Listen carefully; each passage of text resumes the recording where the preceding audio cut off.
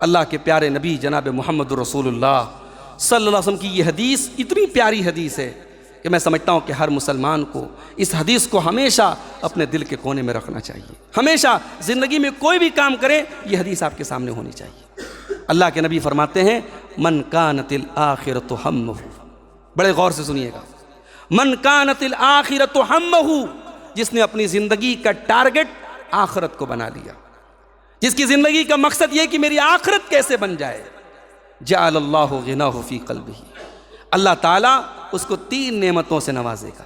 اور یہ 3 نعمتیں آج دنیا میں بہت کم لوگوں کو نصیب ہوتی ہیں. جعل اللہ غناہ فی قلبہ، پہلی نعمت اللہ اس کے دل کو غنی بنا دے گا. 1 لاکھ روپیہ مہینہ انسان کما رہا ہے مگر بے چین ہے، زندگی میں سکون نہیں ہے، بیوی نافرمان ہے، بچے نافرمان ہیں، گھر میں برکت نہیں ہے، پیسہ آ رہا ہے ختم ہو جا رہا ہے. اور ایک انسان 10,000 روپیہ کما رہا ہے، مشکل سے اپنی ضروریات کو پوری کر رہا ہے مگر اس کی زندگی میں چین ہے، سکون ہے. تو یہ جو برکت ہے، یہ جو سکون ہے، یہ نمبرز کا نام نہیں ہے، یہ کیلکولیٹر پہ کیلکولیٹ کی جانے والی چیز نہیں ہے، اس کا تعلق دل سے ہے. اللہ کے نبی فرماتے ہیں جو آخرت کو اپنی زندگی کا مقصد بنا لے اللہ اس کے دل کو مالدار بنا دے گا. اور دوسری چیز وَجَمَعَ لَهُ شَمْلَهُ، اللہ اس کی الجھنوں کو حل کر دے گا، اس کی پرابلم کو حل کر دے گا، اس کی زندگی سے ٹینشن ختم ہو جائے گی. اور تیسری چیز وَأَتَتْهُ الدُّنْيَا وَهِيَ رَاغِمَةٌ، دنیا چل کر کے اس کے پاس آئے گی. وہ دنیا سے بھاگ رہا ہے، وہ آخرت کی تیاری کر رہا ہے مگر دنیا چل کے اس کے پاس آئے گی. اور اسی کا الٹا، جس نے دنیا کو اپنی زندگی کا ٹارگٹ بنا لیا، صبح اٹھتا ہے تو دنیا کی فکر ہے، رات میں سوتا ہے تو دنیا کی فکر ہے، 24 گھنٹے میں ایک بار اللہ کا نام تک نہیں لیتا، ایک بار اس کی پیشانی اللہ کے بارگاہ میں جھکتی نہیں ہے. ایسا دنیا پرست انسان، دنیا طلب انسان، دنیا کے پیچھے کھپنے مرنے والا انسان، اللہ کے نبی کہتے ہیں اللہ تعالیٰ اس کے فقر و فاقہ کو اس کی آنکھوں کے سامنے رکھ دے گا. وہ کروڑ پتی بھی بن جائے گا، ہمیشہ ڈر ستاتا رہے گا یار میری دولت ختم نہ ہو جائے، میرا پیسہ ختم نہ ہو جائے.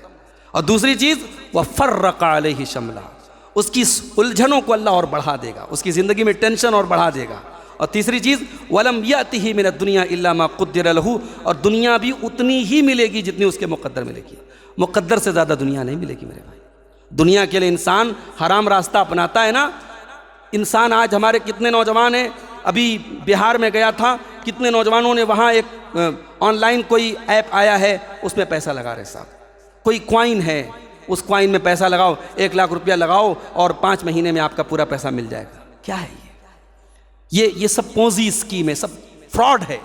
وہ آج آپ کو پیسہ دے رہے ہیں، کل ان کے پاس جب اچھا خاصا پیسہ اکٹھا ہو جائے کمپنی بھاگ جائے گی. جن لوگوں نے پہلے پیسہ لگایا وہ کما لیں گے، جنہوں نے بعد میں لگایا وہ ڈوب جائیں گے. اس طریقے کی کمپنیاں ہمارے ملک میں بہت آتی رہتی ہیں. حلال طریقے سے آدمی پیسہ کمائے، بہت سارے راستے میرے بھائی. آج نوجوان جوا کے ذریعے، سٹا کے ذریعے، آن لائن ایپس کے ذریعے پیسہ کمانا چاہتا ہے، تجارت نہیں کرنا چاہتا، محنت نہیں کرنا چاہتا، اپنے دماغ اور اپنے وقت کو لگانا نہیں چاہتا ہے. تو یاد رکھو ہماری روزی روٹی جو ہے نا وہ ہماری ماں کے پیٹ میں ہم تھے لکھ دی گئی تھی، اپنے مقدر سے زیادہ ہم روزی نہیں پا سکتے. اللہ کے نبی فرماتے ہیں جو دنیا کو اپنا ٹارگٹ بنائے گا اللہ تعالیٰ دنیا اتنی ہی دے گا جتنی اس کے مقدر میں لکھی ہے. تو میرے بھائیوں آخرت کی فکر ہم اپنے دلوں میں پیدا کریں، اور برزخ کی جو زندگی ہوگی اس زندگی میں ہم کیسے بہتر زندگی ہم وہاں حاصل کریں اس کی ہمیں فکر ہونی چاہیے. قبر کے عذاب سے ہم کیسے بچیں اس کی ہمیں فکر ہونی چاہیے. ہمیں اللہ سے دعا بھی کرتے رہنا چاہیے. ابھی ہم نے دیکھا بہت سارے ایسے لوگوں کو جو کل تک بڑے نیک تھے، متقی تھے، آج ان کا دل بدل گیا، ان کے حالات بدل گئے. ابھی مئو سے ایک ویڈیو آ رہا ہے، ایک بڑے معزز گھرانے میں، بڑے اچھے گھرانے میں شادی ہو رہی ہے اور تمام غیر مسلموں کے رسم و رواج کو اپنایا جا رہا ہے. یعنی وہ گھرانے جہاں دینداری تھی، جو اپنے دینداری اور اپنے عزت کے لیے مشہور تھے، آج ان گھروں میں پیسہ آ گیا، 4 دن کی چاندنی آ گئی، ان گھروں میں کچھ بھی ہو رہا ہے. شادی بیاہ کے موقع پہ لڑکیاں ڈانس کر رہی ہیں، مردوں میں ہلدی کی رسم ہو رہی ہے، یہ آج ہو رہا ہے میرے بھائی. اس لیے ایک دعا کیا کرو اللہ تعالیٰ سے، یا مقلب القلوب ثبت قلبی علی دینک، اے دلوں کے پھیرنے والے، اے دلوں کو کنٹرول کرنے والے، میرے دل کو اپنے دین پر ثابت قدم کر دے.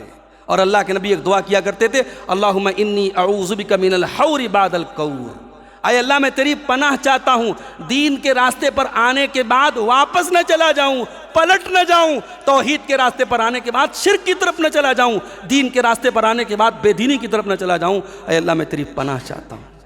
ان دعاؤں کو پڑھا کرو میرے بھائی، دعا کیا کرو اللہ سے، اللہ فتنوں سے محفوظ رکھے۔ فتنوں کا دور ہے اور اتنے خطرناک فتنے اس دور میں پیدا ہو رہے ہیں کہ صبح کو انسان مومن ہوتا ہے اور شام ہوتے ہوتے کافر ہو جاتا ہے۔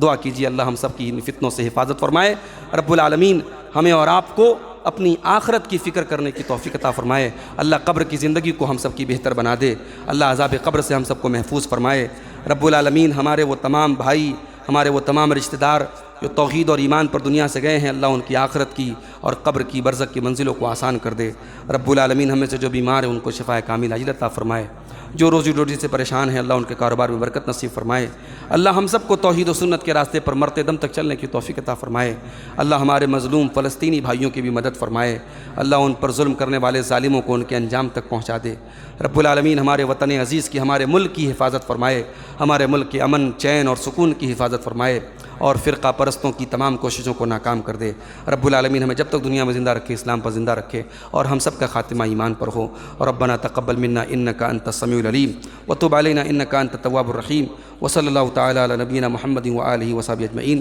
والسلام علیکم ورحمۃ اللہ وبرکاتہ۔